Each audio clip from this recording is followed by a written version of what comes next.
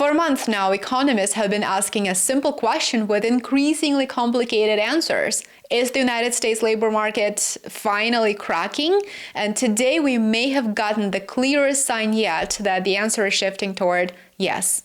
In this video, we're going to focus on two things: the recent ADP jobs report and the most recent U.S. manufacturing data. It shows that the manufacturing sector across the United States has been in decline. It's just bad news. So let's start with ADP first. According to fresh data from ADP, and by the way, I just posted about this in real time as soon as this was released over on my Telegram, so make sure that you are subscribed if you want to stay updated. U.S. companies shed 32,000 private sector jobs in November alone. 32,000 in November. Just, usually we see a pickup in employment due to seasonal employment, but that's not the case this year.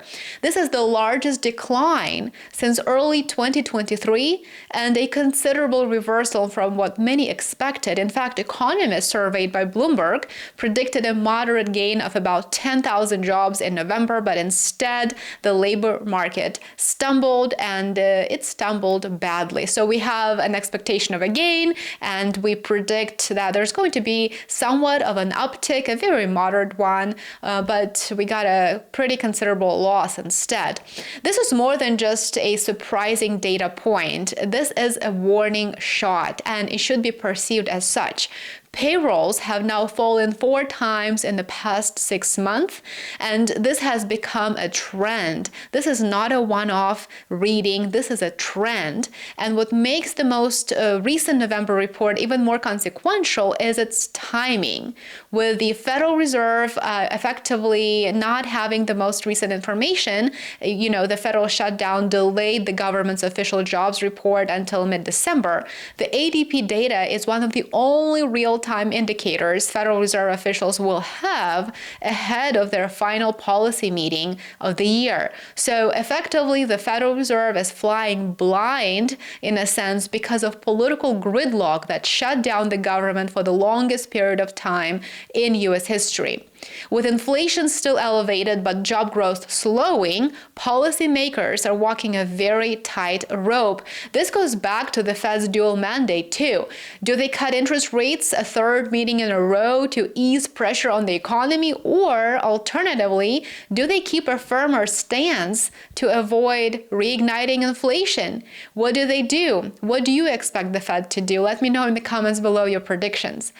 Even inside the Federal Reserve, the debate is very, very fractured. Citigroup's Veronica Clark, for example, predicts the central bank will deliver a rate cut, but with more hawkish guidance. Investors seem confident a cut is coming. Following the release of the ADP report on December the 3rd, markets opened in the red and Treasury yields pushed lower as traders priced in a weaker economy.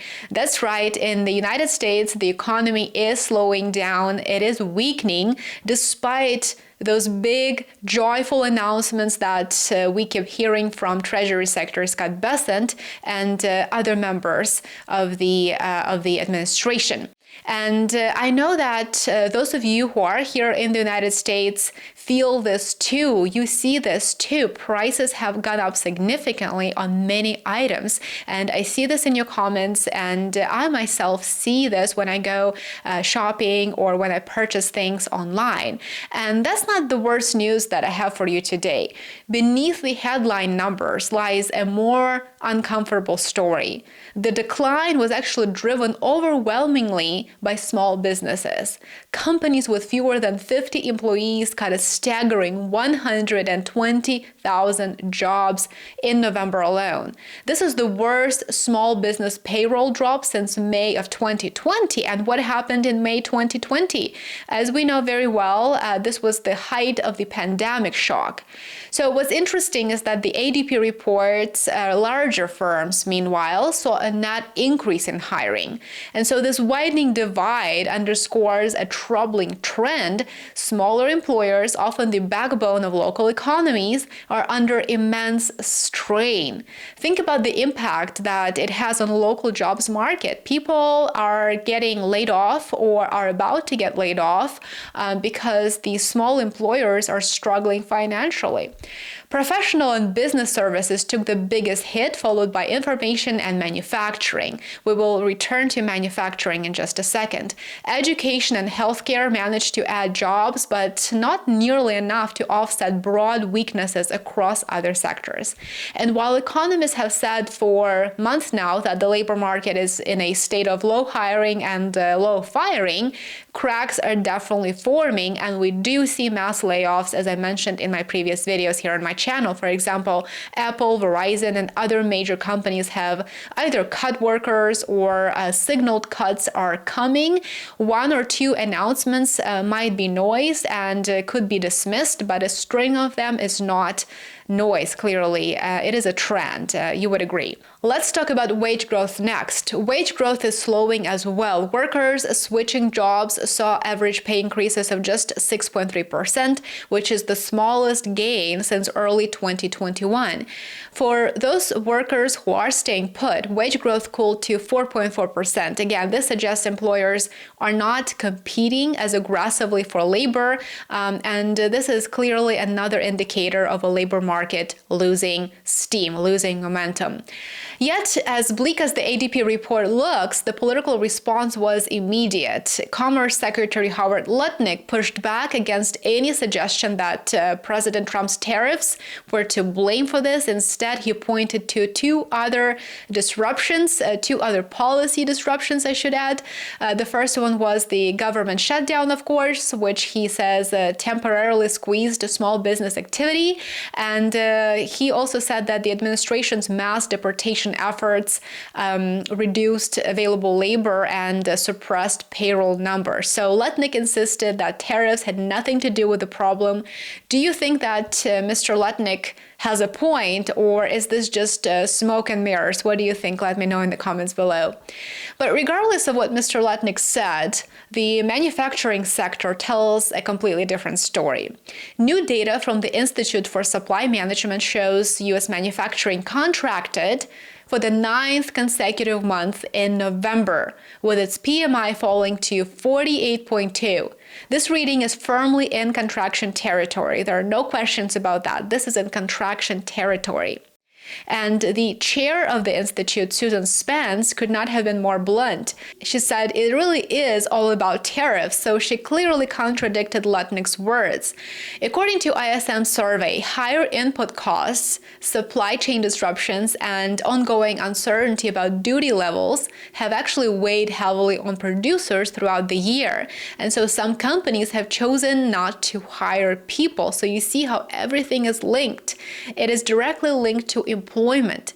And other companies have moved production overseas entirely. Again, not what we actually expected them to do.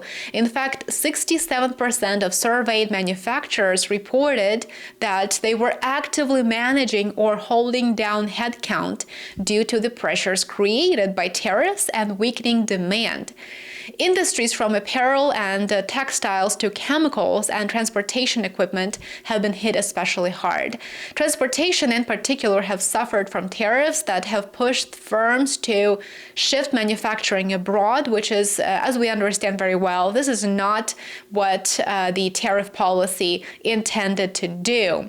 Now, the stage is set, as we can tell. The Fed meets next week. The Fed is in a very difficult political situation, as President Trump hinted at having picked Jerome Powell's replacement. By the way, I just uploaded an entire video with the details on the new Fed chair. It is a very interesting process, very, very controversial too. The Fed is going to be weighing slowing job growth, cooling wages next week, coupled with persistent manufacturing contraction and the political and economic aftershocks of tariffs and shutdown-driven disruptions. So they have a lot on their plate. The delayed official jobs report will be released only after the Fed has already made its decision. And so the bottom line is this: the central bank must now make a call under conditions of quite a bit of uncertainty, conditions shaped by policy, by the global economy, and increasingly by the American workforce's struggle to regain its footing. Whether November marks an inflection point for the labor market or just another moment in a messy, quite uneven slowdown remains to be seen, but today's data leaves very little doubt. The United States economy is entering an even more fragile phase, and the pressure is mounting on policymakers, on businesses, consumers, and workers alike. Let me know what your thoughts are on the US economy in the comments below. As always, I would love to hear from you and get to see how you feel and what you see in those states and those cities where you are located. Thank you so much for watching, and if you would like a bit more content, make sure that you join me on Substack, on Patreon, support my work. I appreciate every single one of you who has become a paid subscriber. Thank you so much. Make sure that you follow me on Telegram and X, former Twitter. I would love to see you there as well. Let's stay connected. Enjoy the rest of your day, and I will see you back here soon. Take care.